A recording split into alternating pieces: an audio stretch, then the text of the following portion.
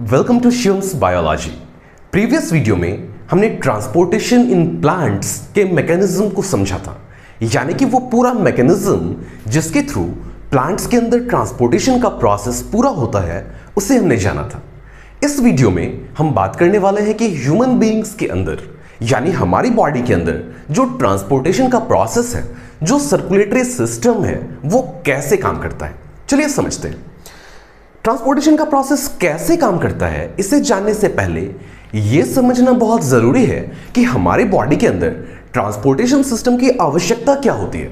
ये जो circulatory system है इसकी क्या जरूरत है। तो देखो भाई, बॉडी के अंदर बहुत सारे ऐसे सब्सटेंसेस होते हैं जिन्हें कि एक जगह से दूसरी जगह ले जाना जरूरी होता है। जस्ट फॉर एग्जाम्पल, आप जो खाना खाते हो, डाइजेशन होता है, एब्जॉर्प्शन होता है, और एब्जॉर्प्शन के बाद वो सारे न्यूट्रिएंट्स अलग अलग सेल्स तक पहुंचाने होते हैं, और इसके लिए हमें आवश्यकता होती है एक ऐसे सिस्टम की जो कि सारी चीजों को अपने गंतव्य तक पहुंचाए। वैसे ही सेल्स के अंदर बहुत सारे मेटाबॉलिक वेस्ट्स बनते हैं, यानी कि ऐसे बहुत सारे सब्सटेंसेस बनते हैं जिनकी की जरूरत हमारी बॉडी को नहीं होती है। उन सब्सटेंसेस को बॉडी से एलिमिनेट करना होता है, यानी कि बॉडी से बाहर निकालना होता है। तो उन्हें एकत्रित करना होता है, कलेक्ट करना होता है, और फिर बॉडी से बाहर निकालने के लिए जो एप्रोप्रिएट प्लेस है वहां ले जाना होता है। तो इन सारे कामों को करने के लिए एक ऐसा सिस्टम चाहिए जो कि बॉडी के अंदर सब्सटेंसेस को मूव करे यहां से वहां। उसी सिस्टम को हम ट्रांसपोर्टेशन सिस्टम या फिर सर्कुलेटरी सिस्टम कहते हैं। तो जो सर्कुलेटरी सिस्टम है हमारी बॉडी का, उसके कौन कौन से कंपोनेंट्स हैं। सर्कुलेटरी सिस्टम जो है, सर्कुलेटरी सिस्टम, इसके जो कंपोनेंट्स हैं, एक तो है ब्लड वेसल्स। ब्लड वेसल्स का मतलब वो ट्यूब्स जिनके थ्रू बॉडी में ब्लड का सर्कुलेशन होता है। ब्लड से तो आप सब परिचित हो। ब्लड क्या होता है? हमारी बॉडी में जो भी सब्सटेंसेस मूव करते हैं उनको मूव करने का एक मीडियम प्रोवाइड करता है ब्लड, और ब्लड जिन ट्यूब्स में बहता है उन ट्यूब्स को कहते हैं ब्लड वेसल्स। ब्लड वेसल्स के बाद बात आती है किसकी? ब्लड की, ऑब्वियसली। और फिर ब्लड को पूरी बॉडी में सर्कुलेट करने के लिए जिस पंप की आवश्यकता होती है वो है हमारा हार्ट। तो blood vessels, blood and heart. Okay, जो ब्लड वेसल्स हैं आज इस वीडियो में हम उन पे फोकस करने वाले हैं। फिर नेक्स्ट वीडियो में हम ब्लड के बारे में जानेंगे, और फिर हम हार्ट के स्ट्रक्चर और फंक्शन को समझेंगे। तो चलिए देखते हैं ब्लड वेसल्स कितनी तरह के होते हैं और कैसे कैसे होते हैं। देखो, हमारी बॉडी में जो भी ब्लड वेसल्स हैं उन्हें हम 3 कैटेगरीज में डिवाइड कर सकते हैं। जो सबसे पहला है वो है artery, arteries, veins, and the third one is capillary, capillaries. Arteries, veins and capillaries, ये तीनों मिलकर ब्लड वेसल्स का जो पूरा सिस्टम है हमारी बॉडी का, उन्हें बनाते हैं। अब देखो, यहां पर अलग अलग तरह के ब्लड वेसल्स की क्यों जरूरत आ गई, इसे समझना बहुत जरूरी है। आप बुक्स में पढ़कर ये तो समझ जाओगे कि आर्टरीज क्या है, वेन्स क्या होते हैं और उनमें क्या डिफरेंसेस हैं, बट ये अलग अलग करने की आवश्यकता क्यों पड़ी? एक ही तरह के ट्यूब पूरी बॉडी में क्यों ना बिछा दिए गए? चलिए समझते हैं। देखो, सबसे पहले अगर आर्टरीज की बात करें तो ये ऐसे ब्लड वेसल्स होते हैं जो कि ब्लड को हार्ट से दूर ले जाते हैं। जैसे कि हार्ट में ब्लड आया, अब हार्ट पंप जैसे ही करता है तो वहां से ब्लड को हार्ट से दूर ले जाने वाले जो भी ब्लड वेसल्स हैं उन्हें हम आर्टरीज कहते हैं। जो वेन्स हैं वो ब्लड को हार्ट की तरफ लाती हैं, और कैपिलरीज जो हैं वो एक्चुअली आर्टरीज और वेन्स के बीच होती हैं। एक्चुअली आपने रेस्पिरेशन के प्रोसेस में देखा था कि जो गैसियस एक्सचेंज होता है, आपको याद होगा मैंने डबल सर्कुलेशन टॉपिक के अंदर systemic circulation and pulmonary circulation के बारे में बताया था। आपने वहां देखा था कि जब ऑक्सीजनेटेड ब्लड आर्टरीज से होकर पूरी बॉडी में पहुंचता है तो बॉडी के टिश्यूज तक ऑक्सीजन जाने के लिए या फिर टिश्यूज से निकलने वाले CO2 को ब्लड में लाने के लिए ऐसे ब्लड वेसल्स की आवश्यकता होती है जो कि बहुत थिन वॉल्ड होते हैं। तो उन ब्लड वेसल्स को ही हम कैपिलरीज कहते हैं। आर्टरीज से बहुत सारे आर्टेरियोल्स बनते हैं जो कि फर्दर बहुत सारे पतले पतले ट्यूब्स को बनाते हैं, उन्हें हम कैपिलरीज कहते हैं। कैपिलरीज बहुत सारे वापस मिलकर वेन्यूल्स को बनाते हैं, वेन्यूल्स के मिलने से वेन बनता है और फिर बहुत सारे वेन्स मिलकर वेना कावा को बनाते हैं जो कि हार्ट में डीऑक्सीजनेटेड ब्लड को लाता है। इस कॉन्सेप्ट को तो आपने डबल सर्कुलेशन वाले टॉपिक में ही समझ लिया था। अब यहां हम स्पेशली बात करने वाले हैं आर्टरीज और वेन्स में क्या डिफरेंसेस हैं। देखो, आर्टरीज की आवश्यकता इसके फंक्शन के अकॉर्डिंग है। आर्टरीज का जो स्ट्रक्चर होगा या वेन्स का जो स्ट्रक्चर होगा, एक्चुअली हमारी बॉडी में जो भी कंपोनेंट्स हैं उनका स्ट्रक्चर उनके फंक्शन से रिलेटेड होता है। ऐसा मैं क्यों कह रहा हूं? बिकॉज जस्ट फॉर एग्जांपल, जो नर्व सेल है, आपने नर्व सेल के बारे में पढ़ा है ना, वो क्या करता है? नर्व इंपल्सेस को एक जगह से दूसरी जगह ले जाता है। वो कैसा होता है? इलॉन्गेटेड होता है, लंबा सा होता है। इलॉन्गेटेड होने से फायदा क्या होता है? वो इजीली ले जा पाता है नर्व इंपल्सेस को। तो जो स्ट्रक्चर है वो डिपेंड करता है फंक्शन पे। आर्टरीज जो है ना, ये चूंकि हार्ट से ब्लड को ले जाती है दूर, तो हार्ट जैसे ही ब्लड को पंप करता है तो एक झटके के साथ ब्लड आता है आर्टरीज के अंदर। अब अगर आर्टरीज का जो वॉल है वो पतला सा होगा तो ये रप्चर कर जाएगा, फट जाएगा। इसलिए यहां आवश्यकता होती है ऐसे वॉल की जो कि थिक होगा और थिक होने के साथ साथ एक्सपेंडेबल होगा। एक्सपेंडेबल होने से फायदा कि अचानक से जो ब्लड एक झटके के साथ इसमें आता है तो ये थोड़ा सा एक्सपेंड होकर के उसके प्रेशर को क्या करता है? रेगुलेट कर लेता है। और जो बुजुर्ग लोग होते हैं उनमें ब्लड प्रेशर ज्यादा होने का एक रीजन ये भी होता है कि उनकी आर्टरीज की फ्लेक्सिबिलिटी घटने लग जाती है, तो वो एक्सपेंड नहीं कर पाता है और वहां पर प्रेशर क्या हो जाता है? इंक्रीज होने लग जाता है। तो उसे हम एक सेपरेट टॉपिक में जानेंगे जबकि हम बात करेंगे ब्लड प्रेशर की। चलिए एक कंपैरेटिव व्यू ले लेते हैं आर्टरीज का और वेन्स का। अगर मैं स्ट्रक्चर को ड्रॉ करूं तो देखो, इंटरनली जो लेयर्स होते हैं ना वो ऑलमोस्ट सिमिलर होते हैं। हां, उनकी थिकनेस अलग अलग होती है। देखो, जो सबसे अंदर वाला लेयर है, मान लो कि ये सबसे अंदर वाला लेयर है और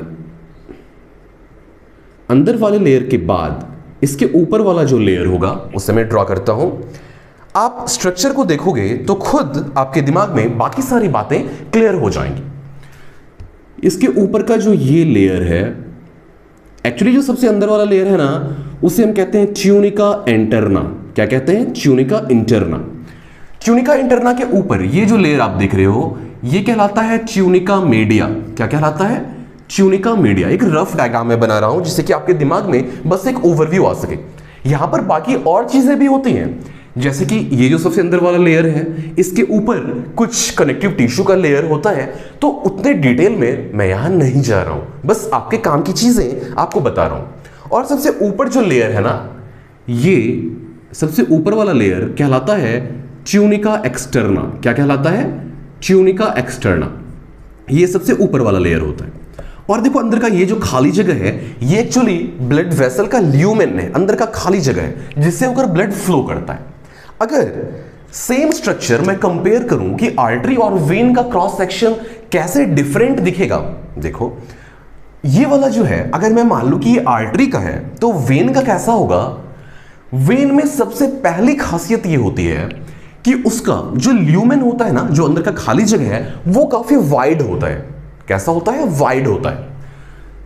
वाइड क्यों होता है? बिकॉज वहां पर ब्लड को ज्यादा प्रेशर में फ्लो नहीं करना होता है, जबकि आर्टरी में जो ब्लड जाता है उसे प्रेशर में फ्लो करना होता है ताकि वो जल्दी से जल्दी पहुंच सके बाकी जगहों तक। इसलिए आर्टरी में ल्यूमेन कैसा होता है? नैरो होता है, जबकि वेन के अंदर जो ल्यूमेन है वो कैसा होता है? वाइड होता है। तो चलो, ये मैंने बना दिया सबसे अंदर वाला लेयर और इसके ऊपर का जो लेयर बनेगा। अब देखना एक बात कि वेन में बाकी के लेयर्स भी तो वैसे ही होते हैं। ट्यूनिका इंटरना के बाद ट्यूनिका मीडिया होगा और ट्यूनिका मीडिया के ऊपर जो लेयर होगा वो कौन सा होगा भाई? जैसा कि आर्टरी में था, कौन सा था? Tunica externa. ट्यूनिका एक्सटर्ना यहां भी प्रेजेंट होगा। बट एक डिफरेंस ये होती है कि आर्टरी के जो लेयर्स होते हैं ना उनकी थिकनेस ज्यादा होती है, जबकि जो वेन के लेयर्स हैं इनकी थिकनेस कम होती है। आप देखो, यहां आर्टरी के अंदर जो ल्यूमेन है, ल्यूमेन का विड्थ कम है, बट जो लेयर्स है ना, जो लेयर्स हैं ये, इन लेयर्स का टोटल विड्थ ज्यादा है। जबकि यहां उल्टा है, ल्यूमेन काफी बड़ा है, ल्यूमेन जो है वो काफी बड़ा है, जबकि जो बाकी के लेयर्स हैं इनका टोटल विड्थ कम है। ऐसा क्यों? बिकॉज आपको मैंने पहले बताया कि हार्ट से ब्लड एक झटके के साथ जाता है आर्टरी के अंदर, तो उस झटके को एकोमोडेट करने के लिए वॉल्स को थिक होना, स्ट्रांग होना आवश्यक होता है। इसलिए आर्टरी के वॉल्स कैसे होते हैं? थिक होते हैं, जबकि वेन के वॉल थिन होते हैं। बिकॉज वेन में जो ब्लड बह रहा होता है उसमें कोई प्रेशर नहीं होता है, क्योंकि वो वापस हार्ट की तरफ लौट रहा होता है। मान लो कि ब्लड आर्टरीज के थ्रू आपके लेग्स तक गया, अब वो वापस डीऑक्सीजनेट होकर आपके पैरों से वापस हार्ट की तरफ आ रहा है। क्या पैर में कोई हार्ट है जो कि पंप करेगा ब्लड को? नहीं होता है ना। तो वहां से जो ब्लड आएगा उसमें प्रेशर ज्यादा नहीं होगा, तो वॉल को थिक करने की कोई आवश्यकता नहीं होगी। तो आपने एक डिफरेंस क्या देख लिया कि जो आर्टरीज है, चलो मैं लिखता जाता हूं, अगर मैं बात करूं आर्टरीज की इधर और इधर बात करूं वेन्स की, ठीक है, तो आर्टरीज के जो वॉल्स होते हैं वो कैसे होते हैं? थिक होते हैं। आर्टरीज होती है थिक वॉल्ड, जबकि जो वेन्स होते हैं उनका जो वॉल है वो कैसा होगा? थिन होगा। कैसा होगा? थिन होगा, थिन वॉल्ड। अगर मैं आर्टरीज के ल्यूमेन की बात करूं तो ल्यूमेन कैसा होगा? नैरो होगा। ल्यूमेन कैसा होगा? Narrow, narrow lumen. और जो वेन है इनके अगर ल्यूमेन की बात करूं तो कैसा होगा? वाइड होगा, वाइड ल्यूमेन। और कुछ डिफरेंसेस? जी हां, एक बहुत ही मेजर डिफरेंस है। वो क्या? कि आर्टरीज जो है वो ब्लड को हार्ट से दूर ले जाती हैं। Take blood away from the heart, जबकि जो वेन्स हैं वो ब्लड को हार्ट की तरफ लाती हैं। Bring blood towards the heart, towards the heart. Actually आप डिफाइन भी कर सकते हो आर्टरीज को और वेन्स को इस स्टेटमेंट के थ्रू। Arteries are the blood vessels that take blood away from the heart, whereas veins are the blood vessels that bring blood towards the heart। एक बहुत ही प्रचलित डेफिनेशन है जहां कि हम ऑक्सीजनेटेड और डीऑक्सीजनेटेड ब्लड की बात करते हैं।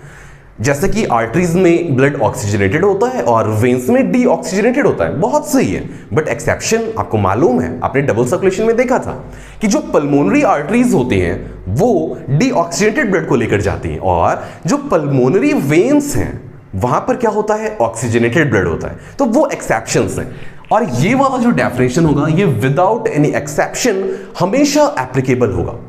एक और आपको डिफरेंस बताता हूं। देखो, जो आर्टरीज है ना, इसमें ब्लड एक प्रेशर से चलता है, तो ब्लड का रिवर्स फ्लो होने का कोई टेंशन नहीं होता है।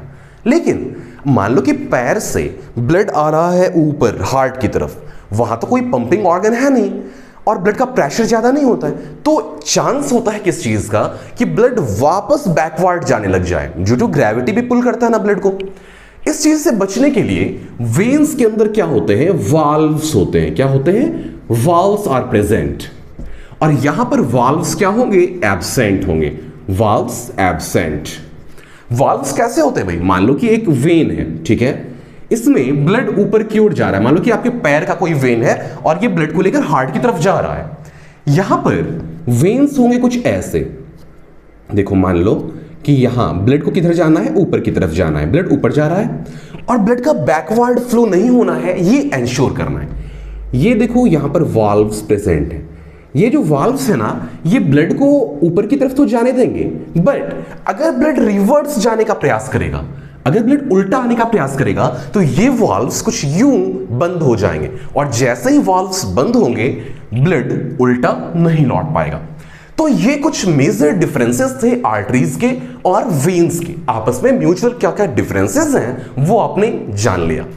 अगर मैं कैपिलरीज की बात करूं तो बहुत ही सिंपल है कैपिलरीज का कॉन्सेप्ट, कि वो काफी थिन ब्लड वेसल्स होते हैं और उनके वॉल की जो थिकनेस है वो सिंगल सेल की होती है, क्योंकि वहां पर गैसियस एक्सचेंज होना होता है। आई होप आपको ब्लड वेसल्स का ये पूरा कॉन्सेप्ट समझ में आया होगा। अगर कोई कंफ्यूजन है यहां तो कमेंट्स में जरूर पूछना। मेरी बातें समझ में आई या नहीं, वीडियो कैसा लगा जरूर बताना, और वीडियो के डिस्क्रिप्शन में टेलीग्राम चैनल का लिंक दिया हुआ है, उसे जरूर ज्वाइन कर लेना। Thank you.